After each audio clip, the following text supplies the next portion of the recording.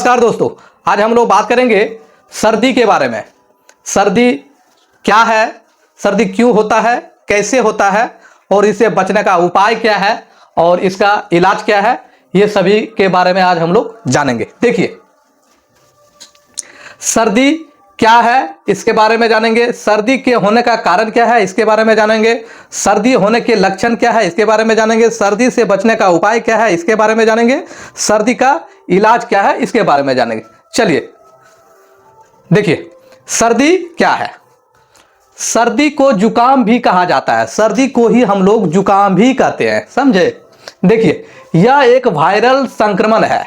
सर्दी जो है यह एक वायरल संक्रमण होता है, जैसे जो कि नाक, गले और साइनस को प्रभावित करता है। ये वायरल संक्रमण होता है और ये नाक, गला और साइनस में जाकर के प्रभावित करता है, वहीं पे जाकर के ये होता है।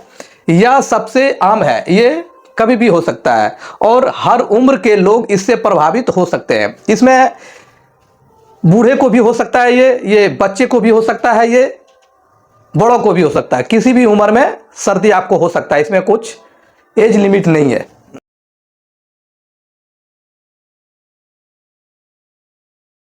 देखिए, ये टॉन्सिल बढ़ गया है, पूरा फूल गया है, बड़ा हो गया, बाहर की तरफ निकल गया है, इन्फेक्शन हो गया है।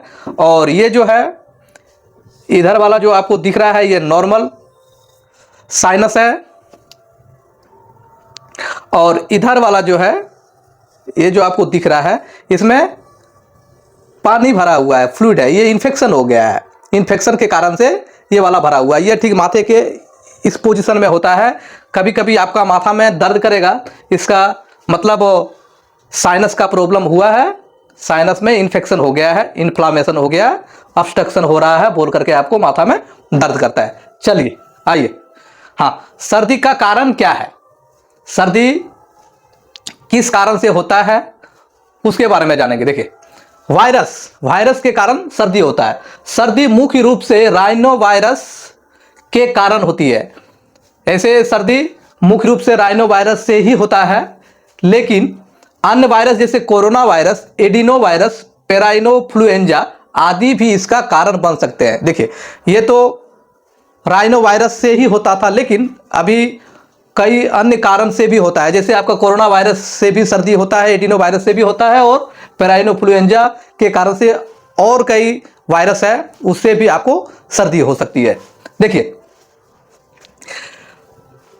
संक्रमित व्यक्ति के संपर्क में आना, आप कोई देखिए किसी व्यक्ति को ऑलरेडी सर्दी हो चुका है, सर्दी से वो ग्रसित है, और उसके आसपास में जब आप जाएंगे तो वो उसको खांसी होगा, सर्दी है, वो छींकेंगे तो वो जब आप श्वास लेंगे तो श्वास के माध्यम से भी आपके पास वो चला जाएगा, वो सर्दी आपके पास आ जाएगा और आपको संक्रमित कर सकता है। जैसे छींकने, खांसने या संक्रमित सतह को छूने से वायरस फैल सकता है।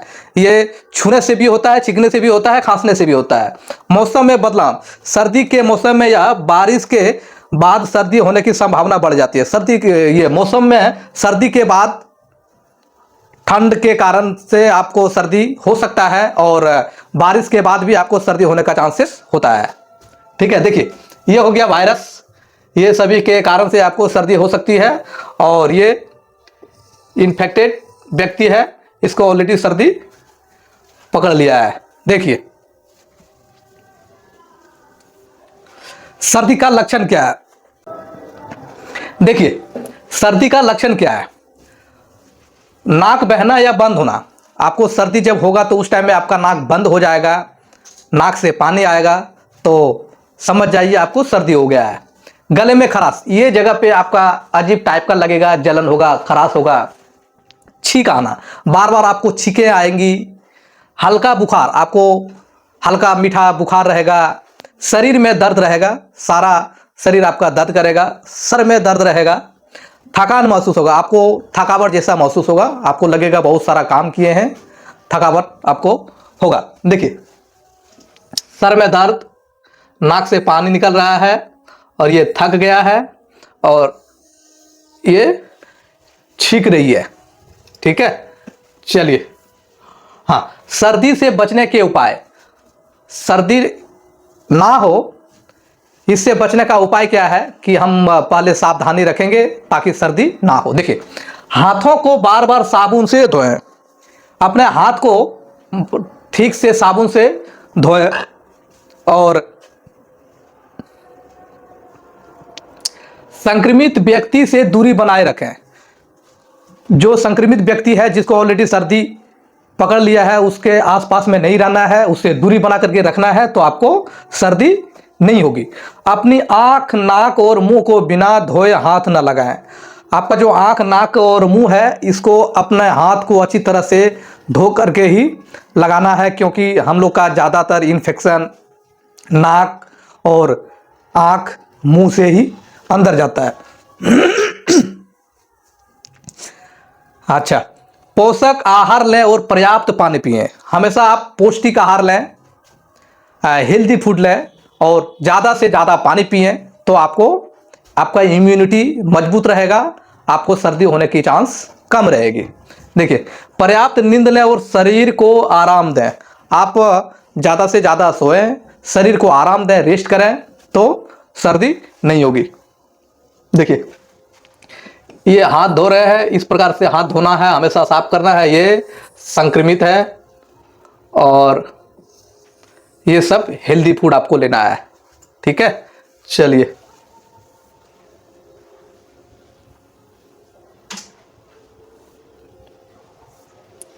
हाँ, सर्दी का इलाज क्या है? देखिए,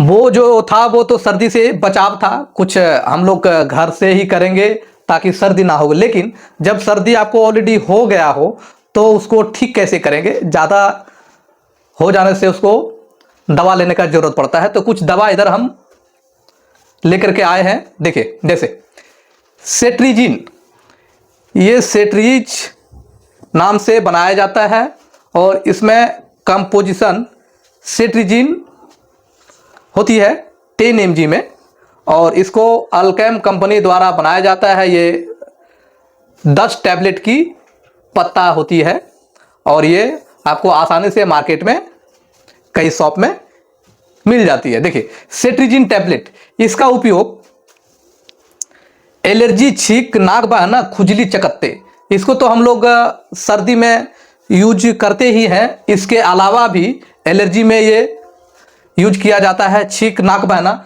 खुजली और चकत्ते में भी प्रभावी है। इसको ये सब पेशेंट में भी दिया जाता है। इसका डोज बड़ों में 10 mg का एक टैबलेट दिन में एक बार, हम लोग इसको रात के टाइम में लेने की सलाह देते हैं, क्योंकि जो भी कोई एलर्जी की दवा होती है उसमें आपका नींद की मात्रा होती है, नींद आपको लग सकता है, उसका एक साइड इफेक्ट है।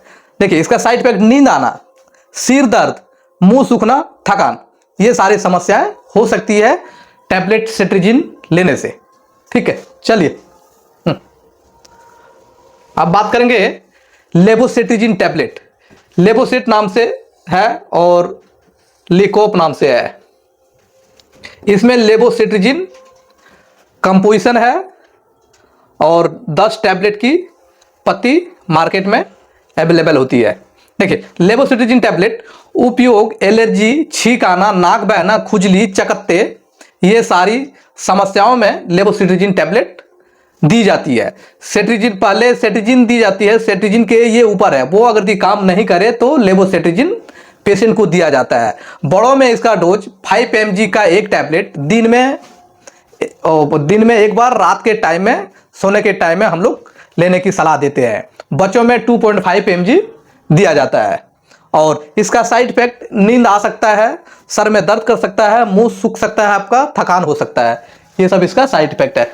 चलिए, तो हाँ, फेक्सोफेनाडिन टैबलेट, ये एक एलेग्रा नाम से बनाया जाता है। फेक्सोफेनाडिन हाइड्रोक्लोराइड